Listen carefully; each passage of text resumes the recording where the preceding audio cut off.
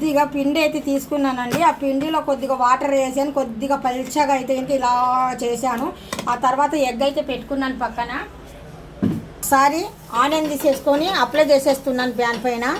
Pan heat ఎక్కిందో లేదో ఒకసారి heat అయితే ఎక్కింది. కొద్దిగా ఆయిల్ అయితే ఇంకా వేసేద్దాం. ఇలాగా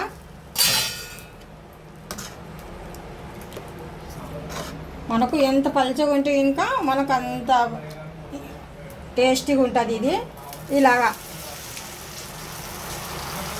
చూస్తున్నారు కదా.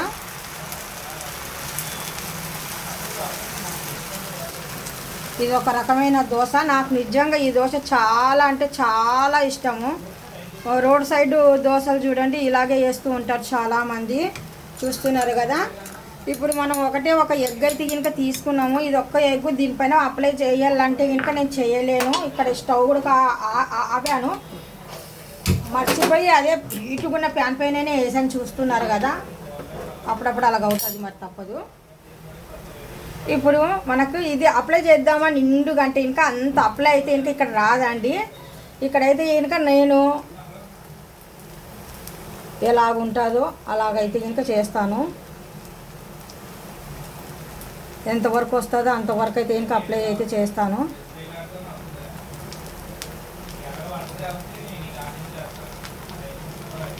రెండు సర్కిల్ టైప్ అయితే ఇంకా వేసాను. ఈ కారం పొడి మాత్రం మా రాయలసీమలో ఉన్న వాళ్ళకైతే బాగా తెలుసు. ఎల్లుల్లి కారం పొడి అంటే ఎల్లిపాయ కారం అని చెప్తారు దీనికి. అంటే ఇంకా కొద్దిగా ఎల్లిపాయలు వేసేసి, కారం పొడి వేసి, కొద్దిగా జీరా వేసేసి, కొద్దిగా సాల్ట్ వేసేసి దంచి, కొద్దిగా నూనె వేసి దాంట్లో తాలింపు పెడితే ఇంకా 10 ఇంట్లోకి కాదు కదా, ఒక ఊరంతా ఇంత కమ్మటి వాసన వస్తాయి తెలుసా.